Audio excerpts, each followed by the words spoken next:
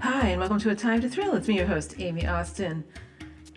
It is May, but the big news is that His Last Mistress is out. By the time you hear this, it will have been out for maybe 8 or 9 days. I'd have to do the math on that. But it has gotten some great reviews. If you go on Amazon, or you'll see the list of reviews under editorial reviews. So far, this book, more than any other I've written, has been universally liked. A lot of readers have love-hate relationships with my books, but this one has gone over a treat. I am so excited to share it with you. It's been a long time coming. It was delayed a little bit, but finally, you get Lulu's story. So Lulu first appeared.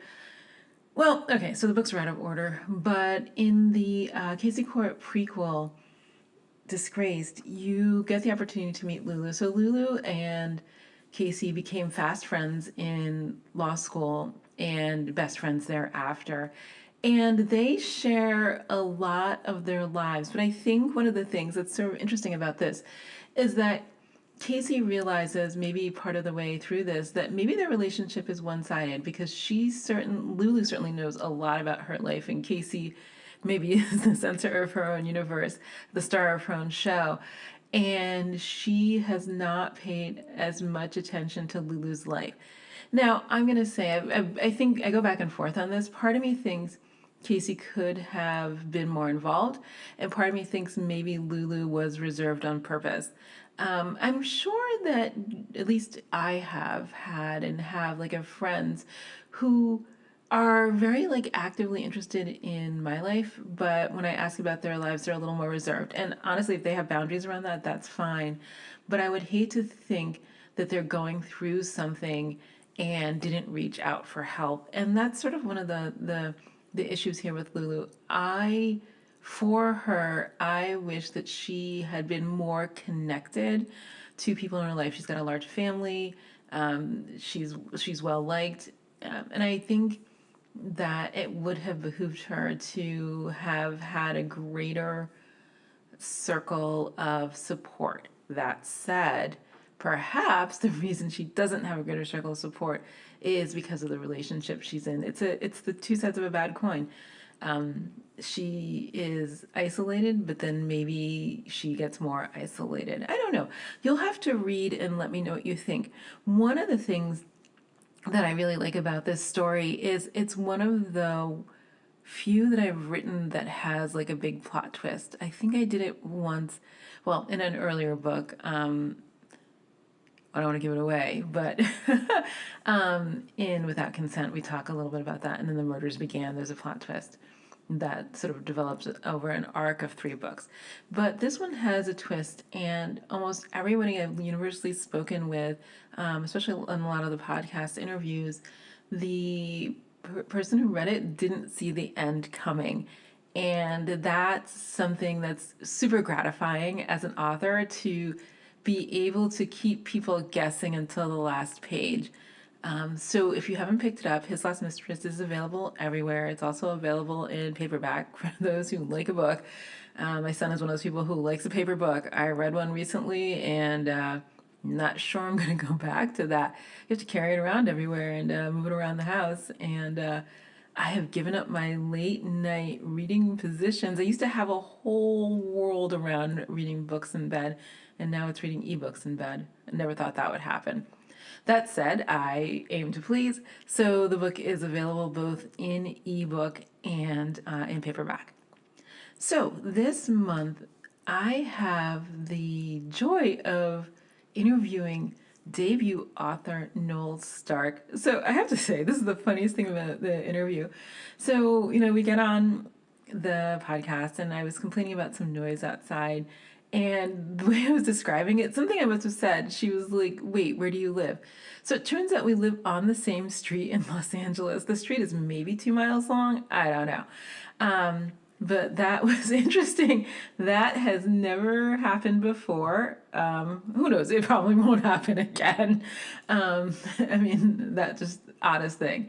but it's super interesting to talk to a debut author whose debut is in romance, in traditional fiction, but not in the way that most people I know started. So many of the people I know started either with Harlequin series books or with E first. But the world has changed so much, so she's doing something different where she's going straight into trade. And that I've known very rarely people to do that. So the other thing that's super interesting is that she writes about Hollywood. Hollywood as a concept, not Hollywood as a place. And it's something that I've written about maybe in a number of books. Somewhere like I've written like 5 books. Like I had a Hollywood series of romances, and then I had 3 books that take place just like basically at a, how can we say this? A made up network that is very close to where I am. And it's interesting because what Hollywood provides for backdrop is workplace romance and forced proximity. There's no other industry that I can think of, there probably is, I just don't know it, where people are together for many hours for long periods of time, whether it's a movie that's like 6, 8, 10 weeks, or a TV show that's like, hours and hours and hours and fratter days a week. So it provides all of that, which from living here can foment all sorts of interesting relationships. So without further ado, let's get to the interview with debut author of Love, Camera, Action, Noel Stark. Hi, and welcome to A Time to Thrill. It's me, your host, Amy Austin. This month, I have the delight of speaking with Noel Stark. Say hello. Hi. So Noel, I'm sorry. So Noel is an author who's coming out with a book, I want to say, oh my God, in a couple of weeks. How do you feel about that? Oh my gosh, I feel so unprepared, actually. It's been it's been coming out, quote unquote, coming out for months. And now suddenly it's coming out in 3 weeks and I'm like, I'm not doing. So it's a lot, but I'm sure it'll be great. Okay, so the book is called Love, Camera, Action. And to give a little background, I'm going to let Noel speak to this, but to give a little background, she lives in LA. We just found out we live like half a mile from each other, literally. Yeah, crazy. On the same street. On the same street, which is also kind of odd. I mean, it's a long street, it's not, it's actually not that long. Maybe it's like a mile long. So how long have you been in LA? I came in 2017. Oh, you're new. So I knew, and I knew, it's true. But during the pandemic, I'm from Canada. So I went back to Canada during the pandemic because, I had a 5-year-old and we were living in an apartment, and in Canada, I had a cabin. So I didn't really want to stay during the pandemic, well, honestly, with the healthcare system here. So I wanted to also that. Because of the healthcare system. And we know. Yes, okay, sorry. Your healthcare system is challenging, I will say. And so I wanted to go back to the healthcare system, but also because we had a cabin, just to have some space so that my son could kind of run around. So I was back in Canada for 1.5 years. And so we were back here in 2021. So we've been here since then. Well, okay, I have about 1,000 questions. Let's start with, why did you want to write a romance? So my listeners know this, and I just told you this off mic. So I used to write romance. I don't think I will write it anymore. It's not a never say never, but maybe not. Right. So I started writing romance many, many years ago. I think I published my first one in 2013, and the last one was probably during the pandemic, maybe 2020. I'd have to think about that part. Not sure. But I grew up in a time when there was a large in-person romance community, and you're coming to it at a completely different time. I have so many questions about that. but what made you write romance at this current time? Well, I think I went through a massive romance reading binge, like huge. Like I was, to be honest, I was having a lot of trouble with my relationship and I needed an escape. And the thing that romance really offers is this place where you can read and feel safe as you're reading because you know it's going to end well. You know, the people will be put through their paces, but that's okay. And it will always be a happy ending. Like nobody's going to be, you know, killed or murdered or raped or whatever. Like that's for sure true. Yeah, I can't say the same with thrillers, but yes. So, and it gave me a space to kind of work out what my problems were in my relationship. So I was reading romance novels like all the time, like one every 2 days, like 250 books a year, like a ton. And I read one and I kind of got it into my head that, oh, you know, I could write one of these. Like I work in, I know. I'm sorry. We all have started there. Yeah. So naive. Like I'm like, yeah, I totally understand how the formula works and I can do this. No problem. You know, many years later after I went through many drafts because it was my first book. It was my first time writing a novel. So I had a lot to learn.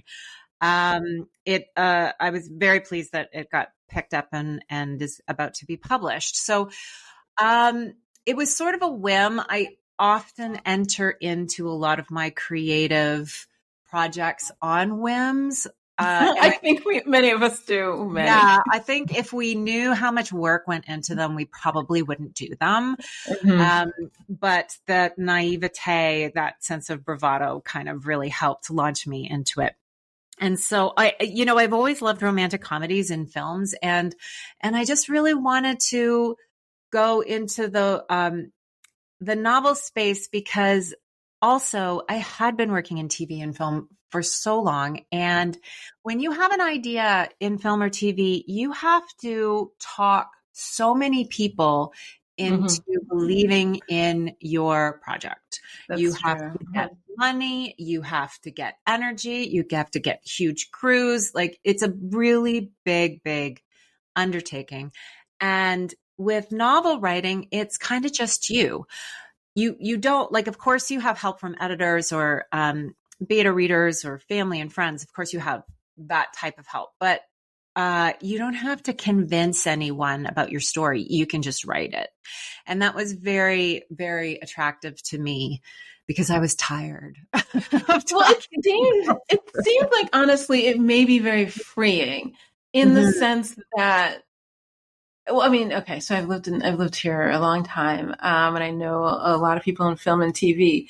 And while we all say at the end of the day, well, it's a collaboration, getting, I don't know, 50, 100, 200 people to collaborate on something is no mean feat. You know what I mean? No easy feat. It's just, it's a lot.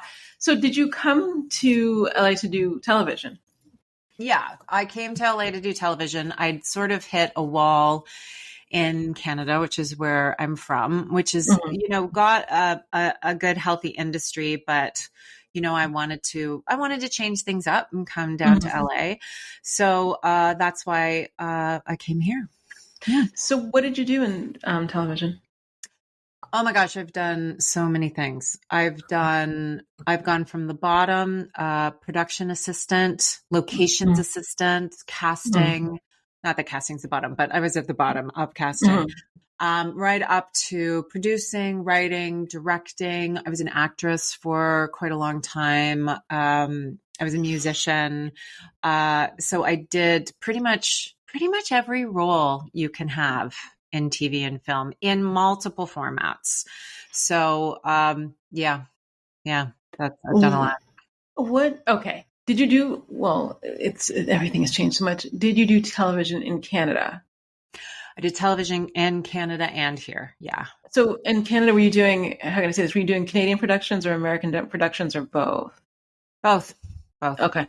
Because I know people on different, let me say this, when people put crews together, sometimes there are people who are Canadian, but they're only working on American things, or they have both backgrounds or whatever. There's like that's a whole different conversation. And that's sort of why I made my main character, Callie, who's the director in the book. She's got her big Hollywood break. She's gotten this chance to direct a TV series that shoots in Atlanta, because a lot of Hollywood stuff now shoots in Atlanta. So much, yep. So much. And she's gotten her big break, but she's Canadian, and she's done a lot of work in Canadian shows, which don't have the same outreach, obviously, as American shows. So she's kind of seen as a newbie on the set because she's got all her experience in Canada. And so I really understood that point of view. And I chose that point of view, and I chose the world of scripted TV in this case, because I knew that world. I know that world. And I didn't want to spend a lot of time on world building. I wanted to spend time because it was right. It was my first novel. So I wanted to focus on the writing. I wanted to focus on the relationships. I wanted to focus on the banter between the two leads. I didn't want to have to think about a brand new world. So I made it easier on myself in that way. So, okay. I have two thoughts. One is, and only because like this came out recently, like in Deadline and some things, people do have feelings about hiring Canadian, at least like directors and showrunners, and bringing them into shows in LA. People seem to have a lot of feelings about that. And I'm not sure. It's so hard sometimes to separate the personality of the person who is here from the feeling that they have, like, why didn't they bring somebody up from here? I mean, somebody up through the ranks is what I mean by somebody up. And that's its own thing that maybe I'll leave alone. The other thing is Atlanta. I have a friend who retired early, and he was like, I'm like, why are you retiring? And he's like, I didn't move to LA to live in Atlanta. So you're Canadian, so you may have fewer thoughts on it. How do you feel about the productions? A lot of these productions being, it was before it was Atlanta, there was South Carolina, and then sometimes it's like Nevada, and sometimes it's like New Mexico. It depends on like where the tax credits are at the moment, or like Toronto or British Columbia, whatever it is. Like I know people who like hop from place to place depending on where the money is. How I don't know. Maybe you have no thoughts. What are your thoughts about that? Just for the two things that you were speaking to, in terms of being a Canadian and coming down to LA, it is extremely difficult to get a foothold in LA as a Canadian. Extremely difficult. You have to go through so many hoops. You have to go through so many immigration hurdles that if Canadians are down here, it is because they are really, really good at their jobs, and or they have an idea that nobody else does. So it's not as though, there's a glut of American talent. We all know that there's massively talented Americans. But I think what I really love about the culture here is that they're always looking for the next best thing. They're very positive. They're always looking for new ideas and new thoughts. And then, and because of that, they're looking, at different types of cultures for those thoughts. That's true. So, it's not a like bed of roses to come down here. No, it's just that it's I don't say it's not unexpected. That's not what I want. Well, maybe it is an unexpected culture clash, because, and this is, there's a show that's dealing with this, and it's sort of like the idea that their ideas that they've had on the show for X number of years are like the valid ones, and the new ideas are not the valid ones. And the new people are like, well, the reason your ratings are down is because there's new ideas, and the reason their ratings are down is because network television ratings are down in general. It's just like an endless like argument that goes around and around and around. But the genesis for this particular show, I'm thinking about the argument was basically, well, they brought in these like Canadians, and if why do they think they're better than the people who already been here, and why didn't they become showrunners or whatever? So anyway, that's just it just goes around and around. And the thing is that the like people blame successes and failures on things that are ultimately out of the control. Like no one really knows why something is popular. It's like not something that you can hold in your hand. It has to do with zeitgeist. It has to do with quality. It has to do with, right place, right time. And so everybody's always looking for the formula, but at the end of the day, as you know, as an author, right? There is no formula, but it's fascinating. It's like especially in like the book world, let's say it's vampires. Vampires become possible, or dystopia. So all publishers do is they're like, well, if I just publish 50 more, and they're like, why is that one not as popular as the one that's the hit? And it's always like, well, the one that was the hit it's a zeitgeist thing, but it's a certain place and time. And it was the right thing for the right place at the right time. And it's hard to replicate, but the amount of time, you know this from being here, that people spend trying to replicate the hit is like not zero. For sure. And, things come in waves because, there was a time when vampires were really hot and now they're just not. Like it's all romantasy. And a lot of people are thinking romantasy is about to be saturating the market. So then what's after romantasy? I don't know. No one really had a crystal ball. Exactly. We'd all like do, werewolf, romantic vampire, whatever. So it's something that you can't really figure out on your own. You just have to have faith in. Now, to your second point, in terms of shooting in other places, like people have been, Hollywood people have been shooting in Toronto and Vancouver for decades now. Right. Yeah. At this point. Yeah. Yeah. At this point. And they've been shooting in Atlanta, as I said, and other places are opening up like Texas and like you said, South Carolina. And it is really kind of sad from a nostalgia perspective that all of this shooting is moving out of LA because there's really not that much going on here anymore. No.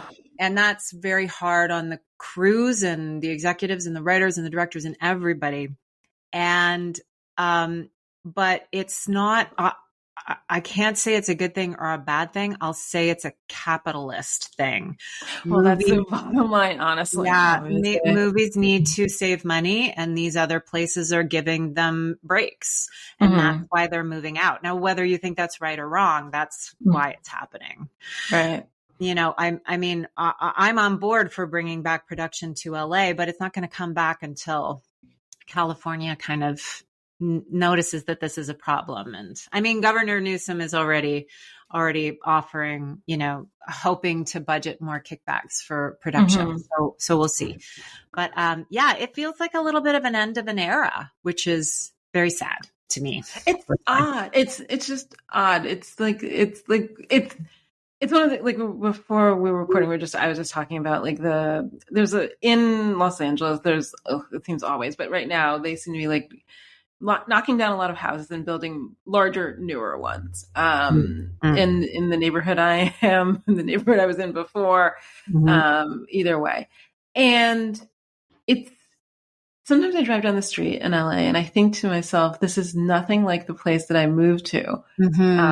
But New York City is the same. When I go back to New York, I go, well, this is not the same either. So, progress moves on. It's just that a lot of people I know about my age moved here with the idea that they would be able to like have a full career from beginning to end here in entertainment. And that is not necessarily the case. Now, the people my age, honestly, we're just like playing out the clock. And a number of people I know have retired early because it's just not sustainable. But I don't know what that means for like a new generation. Does that mean everybody has to be so flexible? Like, today we're going to be in Texas. Okay. So and people, I'm going to get an apartment. I'm going to be here for a year and then I'm going to move on to the next location. And it makes it seem like having the stable sort of life that even like my friends whose parents were in the industry grew up in is not going to be there anymore. So, their mom or dad went down to the studio and then they drove home, and they stayed in the same house and nothing changed. Yeah. Yeah. Yeah. I don't know. I mean, it's the whole industry is in such turmoil because it's not just about things being shot in different places. No, they're streaming. I mean, there's like 1,000 other things. It's streaming. It's social. Like I heard a stat the other day that Gen Zers, 28% of them watch TV. Mm-hmm. So that means, what are they doing the rest of the time? They're on their phones, right? Mm-hmm. So then where does that leave storytelling? Where does that leave television and film? It's everything's, I'm not going to say that television and film will ever die because I don't think that's true, but it's certainly not going to have the weight that it used to, when maybe you and I were growing up. Yeah. And that is interesting because, because I have a son, and it feels like all they do is they're on TikTok. Now, I don't know, 10 years ago it was something else, but right now it's that. Mm-hmm. And so he'll tell me, he's like, "Oh, have you heard of this meme?" And I was like, "When did this happen?" He's like, "Yesterday." And I was like, "Well, people will be talking about it tomorrow." He's like, "Absolutely not." Yeah. And that is 100% different than shows that came on. There's any number of TV shows that had like a huge impact because everybody, not everybody, but millions and millions and millions of people were watching them at the same time, on the same day, Yeah. and it was a shared cultural experience. And that is now our cultural experience is very fractured. And I don't know, I do wonder what that means for storytelling, but what I have found, okay, so books have had the same sort of, I'm sure, not same, like the number of like subgenres and like little niches in publishing has increased a great deal. It used to be like when I first started publishing, it was like, do you slot into the slot in the bookstore? Yes. If yes, yes. If no, it was lovely knowing you. And with the rise of like Kindle and ebook publications, that did change. But that said, a book is still a book. So it's not a TikTok video or like a YouTube video or like a streaming 8 episode order or 10 episode order versus 24 or 26 or something like that. So those, with books, it feels like despite the changes, and they were like tsunami, like I'm not underselling that at all, that readers can coalesce around something a little bit more. What are you finding? I know your book is not out yet, so you haven't had this experience yet, but do you feel that you would be able to reach like a solid core of readers with a book in a different way than reaching like a solid audience would be if you had XYZ show on XYZ streaming, platform? Yeah, I think, what's really interesting right now in the book world, and again, I'm a rookie here. This is my debut novel. So this is an entirely new world for me. And as you know, as an author, the world is always changing in the world of books. But right now, what's fascinating is that people are reading more. And maybe it's because of what you say, that the market is fractured so much that people are finding what they want to read. They're really seeing what they want.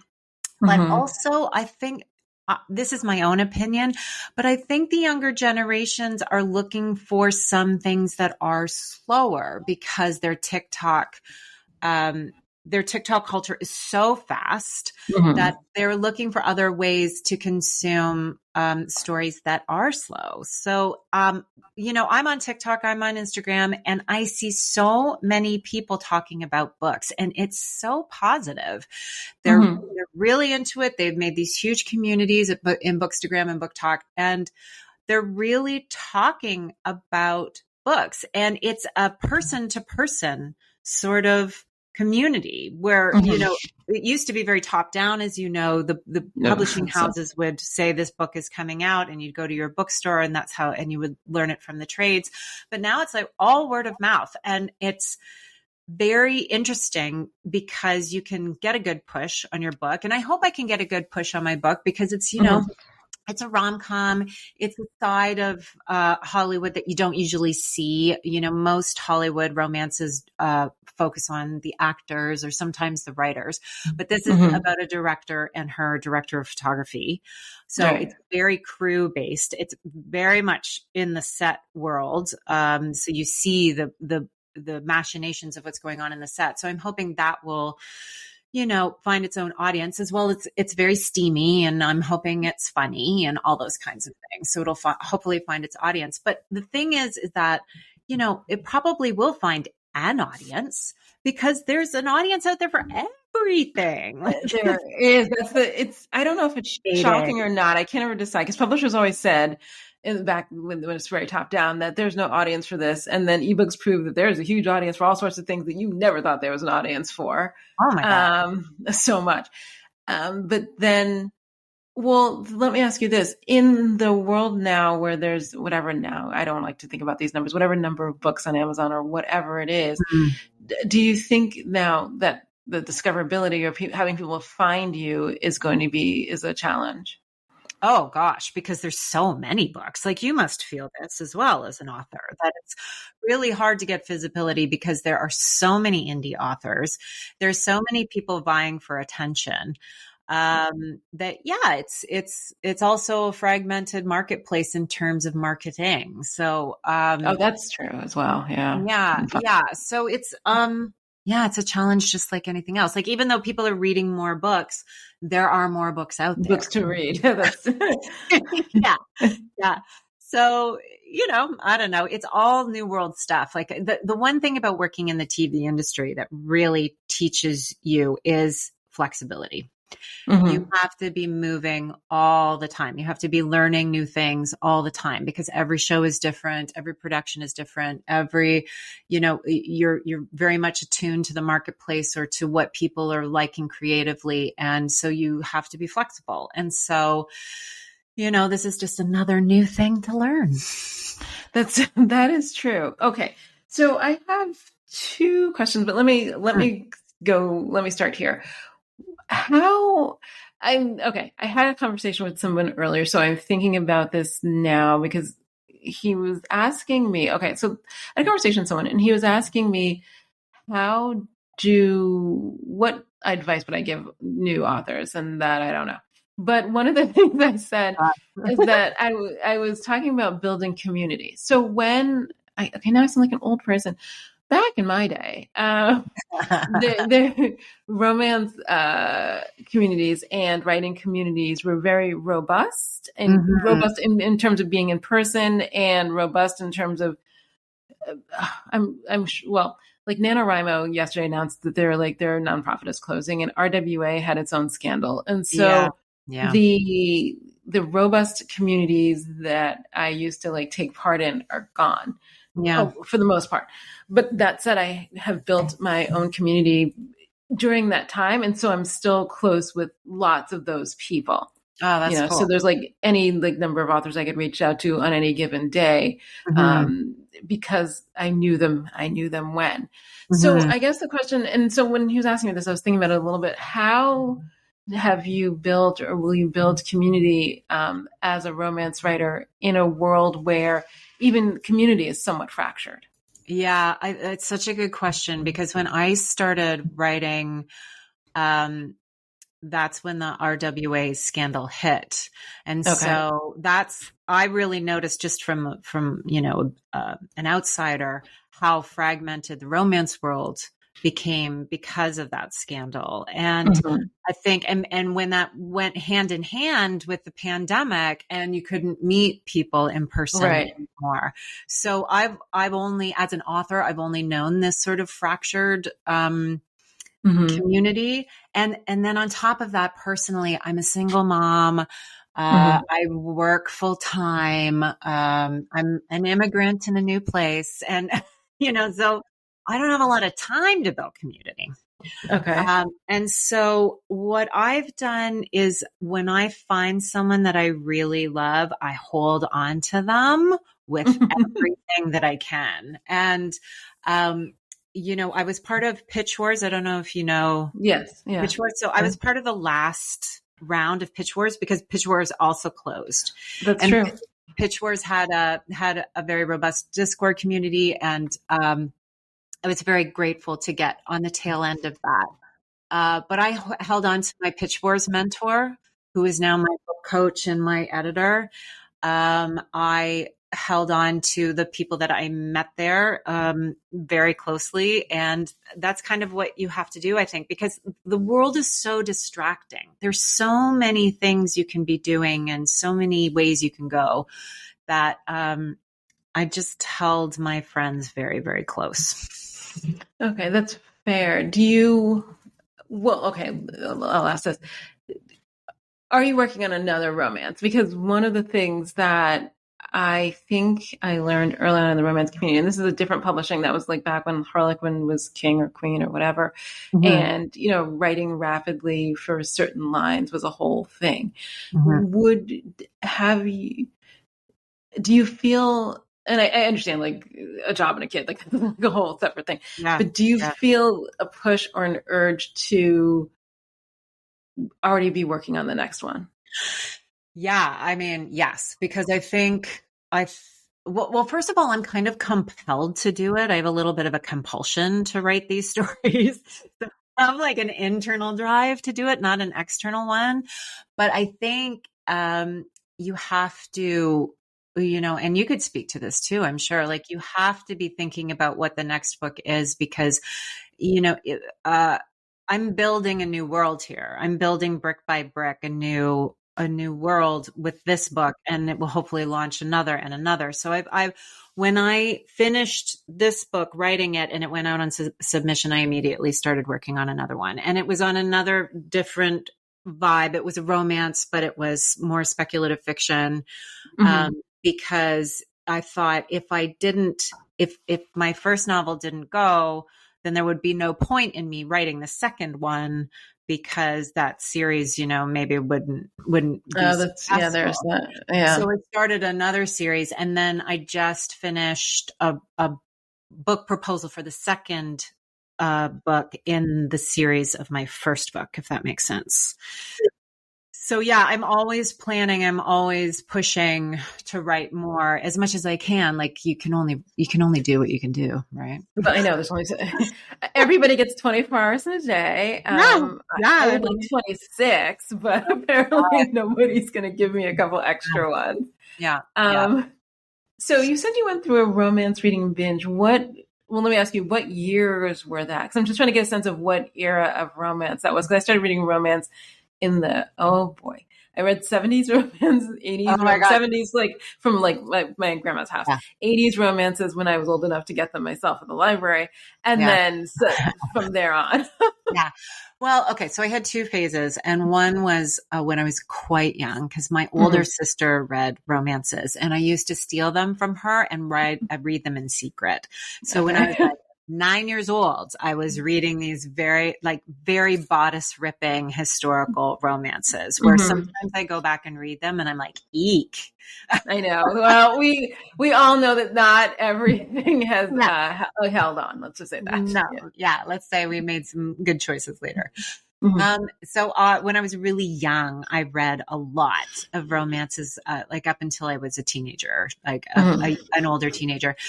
And then, so then the second round started around 2018. So I was reading stuff kind of from the late 2010s to now, to more recent ones. And wow, there's been even a really big change. Oh, it's huge. My God. They're so, I mean, we've gone from like, how can I say this, rapey and dubious consent world or a sense where, well, they used to be only told from one point of view, women's point of view, and you never knew what the men liked about them, which might be like critical to know that information. To now with like dual points of view, and very, very different rules for the most part. There's everything around consent and around the developing relationship and a little bit more mutuality. Mm-hmm. Okay. I And didn't, a deeper sense of emotion from both of them, I think. yes. Yeah. Yeah. Mm-hmm. So in the earlier ones, since you didn't, so this is, you seem to have like a similar path, many of us, because you didn't pick them yourself. I mean, this is like your sister's, Yeah. Yeah. taste. Mm-hmm. um, what, well, you pick up what's there, Yeah, for sure. Yeah. um, what were your favorites back then? Like, what was it that hooked you? Because like, I to this day, I'm still trying to describe what that feeling was that hooked me. Oh my God, Um, that's such a good question because, what is it that is so hooky about romance? Like it's like a little bit of a drug it when is. you It's really really compelling, it's but really why? compelling. And I don't know if it's because of the conflict. Like the stakes seem so high. Like I don't know about you, but when I see movies or read books where the lovers don't get together, I am devastated. Like I am screwed up for days. I am like bawling my eyes out. So there's something about the coming together of two people, and maybe it's just deeply psychological of like finding that missing part of yourself or like changing to a point where you can accept someone is like it locks into something and you're just desperate for that to work. I mean, if I think back to when I was younger, you know, gosh, there's just a thing of, and maybe this is a female thing. I don't know. Cause I don't know too much about men reading romance novels. I'd really love to know because I'm very curious about that. But, Oh, I'll tell you one day. Like a lot of the readers for romance are actually people in prison because those are the books that are available. So that's oh my interesting. gosh, really? Yeah, there's a lot of That, romance in prison libraries. that is fascinating. Oh my gosh. Yes. Let's talk about that. But, yeah, I think, women being able to be seen for who they Mhm. are, to have someone who can help them, someone Mhm. who's like their partner and their ally, there's something very, very satisfying about that hope. I don't know. What do you think? What do you think? Oh, I don't know. I don't know because I don't have the original, but the first book I read was a book called The Taming of Tamsin. Mm, I swear to God, probably 40,000 word Harlequin from the 70s. And it was right. the first one I read because it was in my paternal grandmother's house. Okay. My other grandmother read different kinds of different kind of pulp fiction. Let's say that. But Okay. basically like they bought books in the train station or newsstands in New York City. Yeah. Yeah. So Mhm. like, you know what I mean? Like, so this is what it is. This is where I grew. Um, so the thing is, and the book is, I've reread it, not in the last probably 10 years, but basically I think it's like a boss secretary romance. She works for him. It's sort of gothic in the way, he has a cabin or like a house somewhere, like it's always on the Maine coast or something. Maybe it's on the English coast, one or the other, some Yeah. rocky, northern cold coast. Yeah. Yeah. And he's in his room working on who the heck knows what. And she comes in and he's always like grumpy and yelling. And Mm, then there's like the reason he's grumpy is because he's falling in love with her. There's like one punishing kiss, and the next thing you know, the book is over. yeah. Yeah. None of that sounds great. And yet, And yeah. not gonna lie. And yet I found it compelling and I was like, what else does she have? And so that's how I started it. And I still to this day don't know what was compelling. Although, oh God, I've thought about it and thought about it and thought about it. Perhaps it's because he saw her. So I don't remember the facts of how she got sent up here, but it wasn't like a whole village of people were looking out for her. So I think it's that seeing, which in real life is either great or horrible. You know what Mhm, I mean? So, mhm, I mean, mhm. in real life, it's either like somebody sees you or it's like love bombing and craziness. Yeah. So it's in the books. It's I can see how it's compelling. In real life, it could be a green flag or a red flag. And I think that that's Mhm. one of the things that's difficult about that whole thing. So Yeah. when you started reading romance, the newer ones, which sounds like the era in which I published, but not the era in which I started reading, Right. what was compelling about them? Because these are worlds apart. I mean, obviously it's like, Worlds apart. if it's like a heterosexual romance, it's a man and woman, like Yeah. falling in love and, overcoming whatever the obstacles are for them to be together. I mean, that's the fundamental story. Yeah. But a huge world away, a huge world away. So the ones that I started out reading were all historical romances, mostly by Lavyrle Spencer and Kathleen Woodiwiss, like those kinds of things. And then later I was literally reading anything: contemporary, historical, paranormal, romantasy, sci-fi, anything I could get my hands on, erotica. And I think what I really loved about it was the breadth of stories that you could tell as romances. That's true. And also, like I was reading about all sorts of different relationships, like MMF and MM and, asexual and all the different kind of categories that we have now. And I found it fascinating because it was a world that I hadn't really thought of as a cisgendered woman, and so it was, I think that the fact that there's so many different types of romance, and because you have that engine of the romance, like the story engine of whether or not they'll get together, all the other stories that you're learning, it's all going in because you're just waiting for them to get together. And I think that there's something like, why are we compelled to watch action movies? Because we want to see the hero win, right? We want to see the hero win. Why do we watch thrillers? Why do we watch murder stories? Because we want to see the murderer caught. Right. So there's a compulsion in those stories too. So I feel like it's something deep wired in our psyches that we need to keep revisiting these types of stories over and over again. It's fascinating. It's fascinating, totally. Because we revisit the same, like, oh my God, so Hulu just got Law and Order, which I was told they would never get because it was so expensive. So I don't know what happened. I'll have to call around and find out what happened. But I was like scrolling through and I was like, oh wait, they have Law and Order now. And I was like, oh, I can't even, like, I'm not clicking on this. So because I find it compelling in the sense that even though I know, especially with Law and Order, the justice may not win out depending. Yeah. But it's somewhat compelling to watch that journey. And I literally to this day don't know why it is. It's like, I'm going to watch the next one. It's like 20 seasons of that, like 25 seasons of SVU. And yet I'm like, like huge viewers. And that's the exact same every time. Like the exact same every time.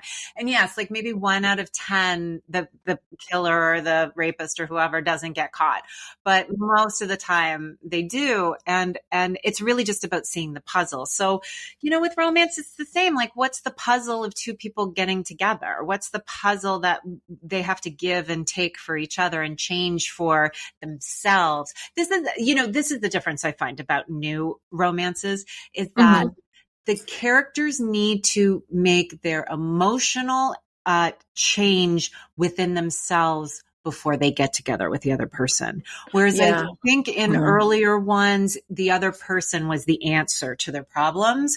Now they have to figure out what their problem is on their own. And then they're able to accept love, which I think is a fundamental difference. So do you think, nobody's ever said this.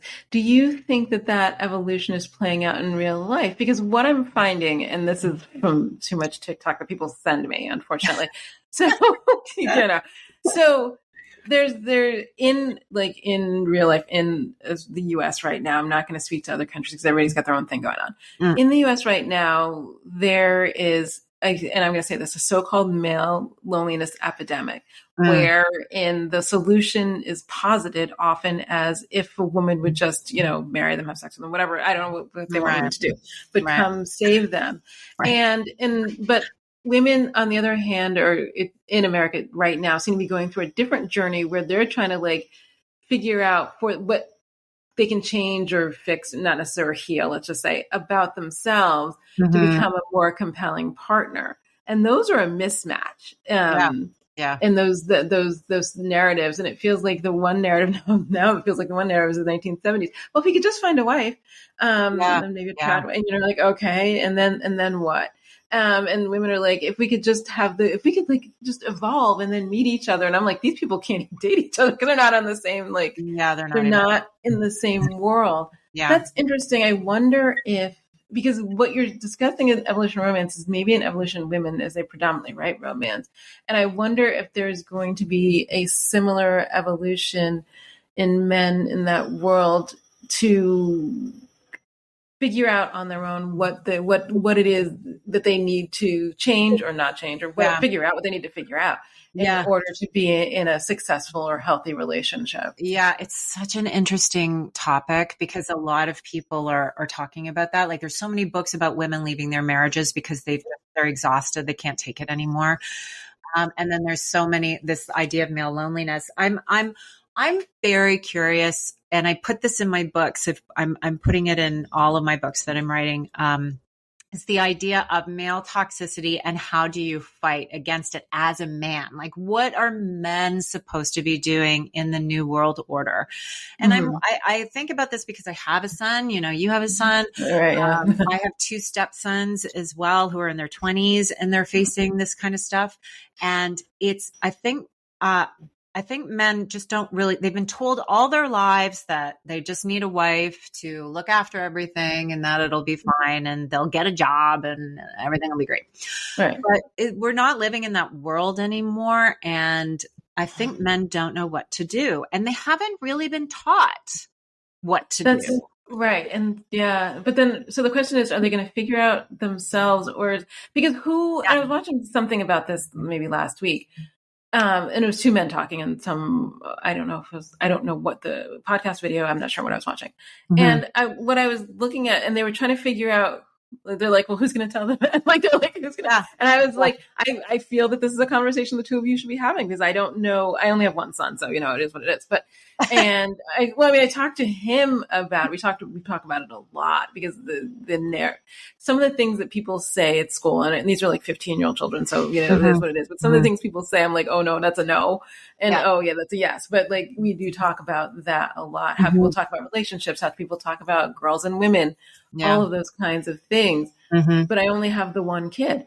And even the things that he's hearing, I'm like, oh, okay. The evolution's not quite where I thought it was. Yeah, it's shocking sometimes. You're like, are we still saying that? I look at him like, especially in the car, I'm like, wait, what? Oh wait, I got to drive to the Olympic. Hold on, like, let me pay attention. But so did you include this kind of thing in your book on purpose? I really did. Did. That's super interesting. So what is without giving anything away? I mean, obviously we know the book has a happy ending, but without giving anything away, what is it? What kind of conversation or thought, because people can't think in books as opposed to television. What were the conversations or thoughts that people had around this? I think, well, the things that I was trying to focus on in the two main male characters was because I've got like 2 like kind of supporting characters. The main guy, Jory, has to understand, like, he's a director of photography. He's mostly worked with men. Like, they mostly, you know, men are generally directors. So when Callie comes on and is a director, she's not just facing being a new director. She's facing all the kind of quiet sexism that comes towards women in that role. And so Jory has to figure out how to speak a new language because she's bringing something very new and very like big F feminine to how she's telling the story. And he realizes that he's constantly shutting her down just because she's not doing things like a man would. So he has to figure out like how to change his own approach. And because he does figure it out, that's what makes Callie fall in love with him, because she's like, oh my gosh, you're trying. Now on the other side, I've got the 2 actors and there's the woman and the man actor in the series. And the man, Paolo is his name. He's been put in the series because he's a model and he looks the part, but he doesn't know how to act. And him very That's never happened. That never happened. And so and he's very scared. And how does he show that? Is he's very arrogant, he's macho, he does all these very male toxic kind of things. And to the point where he actually does some inappropriate things to the actress on set, Talia, who's furious about it and wants to report him to the union. And he he reports himself to the union because he realizes his mistake. And Callie, when she's talking to Talia, says, Talia is about to walk off the set and Callie's got to keep her on the set.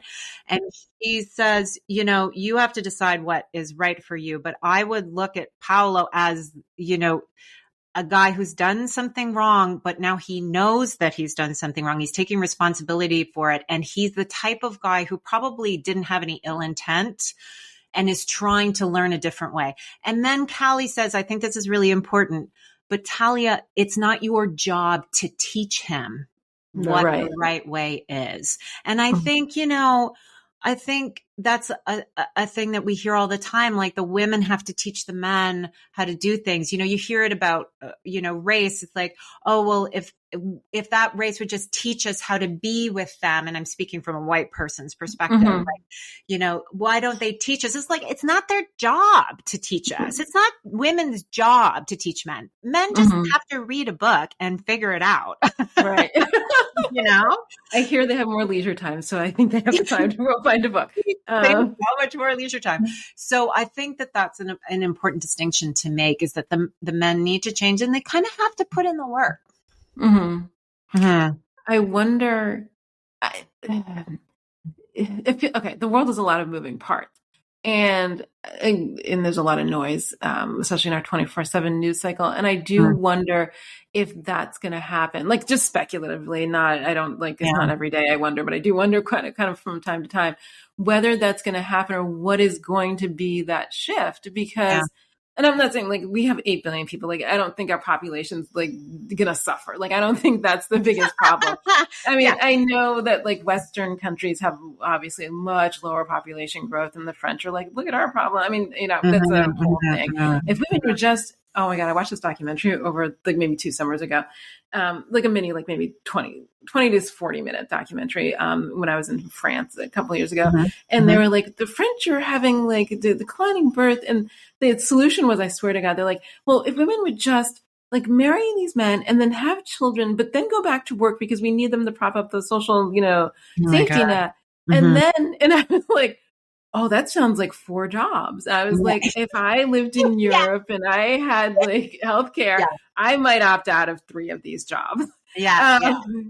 And they can't figure out. And so I spend part of my time in Europe. And so I watch these debates in all of these countries that are trying to increase birth because they're paying for healthcare and social security type things with tax dollars.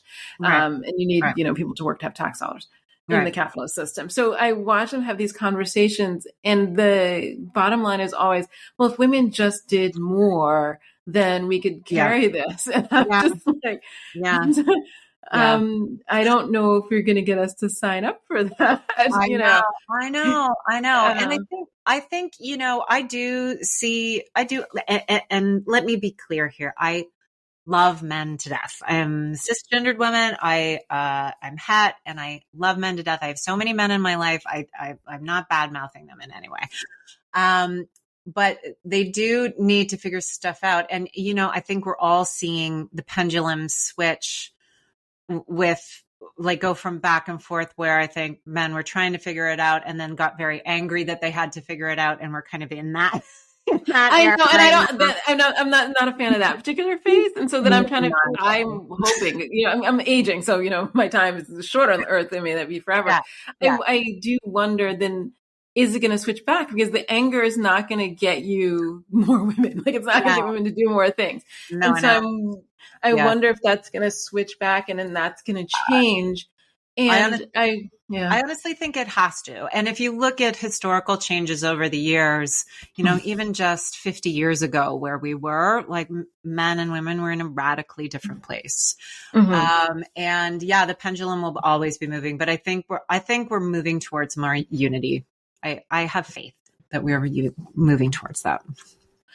So let me ask you this, because do you think then that the romance that you're reading, or current romance, has evolved more than people have in real life on the whole? Well, I mean, it's interesting because it's sort of like sci-fi, like sci-fi thought of all these ideas that then later became inventions. Like they, on Star Trek, they had the tricorders and they had the communications devices, and that went into our present day cell phones. And so, in romance, it's sort of like what's ahead. If women can read these stories where men are trying to grow, then maybe they'll demand that. Or maybe if men are reading those in the prison system, like you said, maybe they'll get an idea of how to be with women differently. Now, what I do find very interesting is that there's a huge upsurgence of dark romance, everywhere. And it is about dubious consent and, men who are morally gray. And, I understand the attraction of it, but I am very curious of why there's such a resurgence. Okay. You just said something. So you understand the attraction of it. So what do you think the attraction of it? Because this is something, so my friends and I who are romance writers do spend some time, this is not my whole life, talking about why some genres are popular. They come and go and all of that. Mm-hmm. What do you think the attraction is of this? Because this reminds me there was a mafia romance era, maybe somewhere between 5 and 10 years ago. And then the motorcycle club ones as well. But what do you think the attraction is? I think two things going on, which, it's a lot like the attraction to vampires, the attraction to werewolf is that, my man's a monster, but he's my monster. Mm-hmm. And he battles for me. So there's like a sort of protectionist sort of thing. Like you can control it. He's tame for you, that kind of thing. And I think that's very attractive to read about. The other thing is I wonder, and again, this is just a theory, so hopefully no one will rail against me on this one. But it's, I think what dark romance gives women is a safe place to read and think about these very difficult situations in a safe place, because I think they're worried about seeing them out in the real world. Yeah. And they're scared in the real world, and these dark romances give them a place to kind of exercise that fear. But then that may be the same, then maybe that the compulsion then is similar with thrillers or even people who are into true crime, where you can view it, but it doesn't, and you're like, oh, this is what I would do, or this is what happens. Yeah. But there's some safety psychological to whatever extent that you can wall that off. Some safety in the fact that it's not happening to you now, which I've always thought of is the compulsion for me reading fiction at all, is that you're like, oh, let me see how these people live. And then when I can peace out anytime. I'm just okay, you can put it down, right? If you don't like it, you put it down. Nope. Or I find it compelling, and I used to read these, I haven't read these in years. I used to read romances with cheating and other things that romances, just books in general, where people would behave in such ways.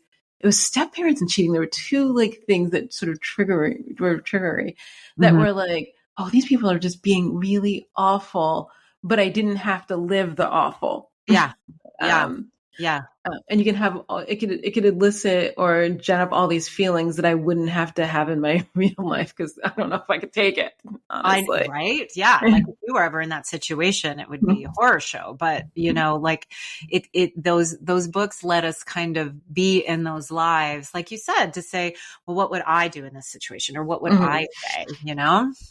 Right. And then there are those studies that talk about people who read tend to have greater empathy, and I assume that's because they can vicariously experience situations you otherwise would not feel, which in real life, you only have your one life experience. I mean, I'm only with one person 24/7, and she's only had the one experience. That's it. Yeah. And it's fairly for all the things I've done, it's a fairly narrow cone. You know what I mean? I've done this and I've done that, and that's about it. Yeah. For sure. So are you still working in television now? Yeah, that's my day job. And funny, I'm glad that you have one. I know. I am really lucky in that way. I mean, there was a time when I wasn't working because there was just nothing being made. But happily I'm working at the moment. So okay, between scripted and reality, or unscripted, because let's call it unscripted. What did you think you prefer storytelling wise? I mean, I don't know, this might be kind of the wimpy way out, but I honestly think that the story demands the medium. So there are stories that I've told in short films. There's stories I've told in longer formats, in TV series, in reality. I think the idea demands the medium. And that's why it was not easy, but possible for me to become an author and write a novel, is because I dabbled in a lot of different mediums, and I knew that the story tells you what medium it should be in. So, yeah. Okay, that's interesting. I think about it completely differently. I Oh, think do about, you? well, no, I mean, I think about scripted as it's scripted, it is what it is, versus reality, where depending on how you feel about it, you have to craft a story around what you have. And how people do that, people have a lot of thoughts about, that's for sure. Yeah. But you have to craft a story around what you have and who you cast, and who you cast doesn't always turn out to be who you think they are, which is its own thing with humans, that, but it's an interesting way. It's like crafting a story like after the fact versus crafting a story and hiring people to do it. And those are two different ways. And like, I'm leaving out the people who are like, I'm going to improv the whole movie and that kind of thing. That's a different conversation. Yeah. Okay. So I have one last question for you. And let me say this. Given this book, what is the story underlying? What is the underlying story you're trying to tell? Clearly, I mean, we know what a romance is, but what is the underlying story? I think the underlying story is, Callie comes from a tough background. She also comes from a single mom, but her mom had a lot of, she wasn't a drug addict, but there was, mental issues, and there was, potentially some emotional abuse issues. It's sort of lightly looked at. And Callie had to look after her little sister to make sure her little sister ate and got to school and all those kind of things. And she grew up thinking that she had to do everything for herself. And not only everything for herself, but everything for everyone else. And I think that she learns that she has the right to get help. She has the right to ask for it. She has the right to be supported. And that's what Jory eventually does. And her sister also does. There's like a dynamic between her and her little sister that, she kind of demands support. And I think that's something that women have a hard time asking for. I think we're taught, we're kind of socialized to do everything, and we can't, and we shouldn't have to. And I think Callie, when she comes to that understanding that she deserves help, that's what opens up her heart towards Jory to accept that help. So I think that's the same. And Jory's story is very similar. He's got a health scare that's making him very grumpy and controlling, and he has to learn to give up that control so that he can, enjoy life basically, and enjoy love and let love in. So it's asking for help. It's letting go of control. And what that means for your life when you do those things. Oh my goodness! Then so what's the trope? Well, the trope. Because I was like, is it Grumpy Sunshine or not? But then maybe not. It is Grumpy Sunshine, actually. It's Grumpy Sunshine, and it's also enemies to lovers, because it's when she gets on the set, he doesn't want to have anything to do with her because he doesn't want any new ideas. He just wants to do his job and like close it up. And he wants to become a director himself. So he wants her job. And because he throws so many obstacles in her way, she's always fighting him and saying, you can't dig in like this. You have to open yourself up. You have to change or the show won't work. And so it's enemies to lovers, Grumpy Sunshine. It's Hollywood romance. So it's got a sense of forced proximity too, because on a set, when you're on a set, you are with these people 12, 14, 16 hours a day. You can't leave. You can't leave. You're in this like box. Did you go outside of walkie-talkie range? Yeah, I know, totally. Everybody knows it's so gossipy. It's so like all these things. You're stuck in this situation and you have to make the show. Like you have to meet the deadlines. You have to get it done. So It's got a forced proximity feel to it as well. Forced proximity is one of my favorite ones. So fun. Yeah. Well, because they can't leave, and now look, you have to look in the mirror. Okay. So I have like 1,000 more questions, but I'll save them for another time. I do. Well, no, because I want to ask you about tropes, and I want to ask you, like, I have like 1,000 things. Okay, so because I was looking at your Instagram and the tropes that you don't like, and I was like, oh, she has thoughts, and I was like, we all have thoughts about trope. We just don't talk about them usually. Okay. All that said, so you should. What is your Instagram handle? Because I do want people to go look at that. It's at Noel Stark author. Okay. Yeah. So you can look at it yourself. So we don't have to talk about it. So all that said, I want to thank you so much for taking the time to share with me from down the street. I know. It's hilarious. I should have just come over. This was a delight. This was such a fun conversation. Thank you so much for having me on. And can you please tell listeners about your book one more time? It's called Love, Camera, Action, and it's a rom-com. It's, even though it has some deeper themes, it's supposed to be funny. I hope it's funny. I don't write funny, so I can't say. Yeah. And it's a Hollywood romance, basically. Okay. Well, I wish you luck with your release. This podcast will come out a little bit after, not too far after, but a little bit after release. So I wish you luck with that, and I hope you have a lovely day. I can see the weather outside. It's sunny and a little bit breezy. It's so nice outside. I'm excited to get out there. I know so much to go out to. But thank you so much for spending time with me, Noel Stark. Yeah, that was awesome, Amy. Thank you. This has been A Time to Thrill with me, your host, author Aime Austin. If you enjoyed today's episode, I hope you share, rate, and leave a 5-star review on Apple Podcasts, Spotify, or wherever you listen. It will help others find and enjoy my conversations with brilliant women creators. Also, please hit the subscribe button on your podcast app. In addition to hosting this podcast, I'm the author of the Nicole Long series of legal thrillers. The first 4 books in the Nicole Long series are now live. You can download Outcry Witness, Major Crimes, Without Consent, and The Murders Began to your e-reader right now. I'm also the author of the Casey Court series of legal thrillers. These titles are available wherever books are sold, your local library, and also an audiobook.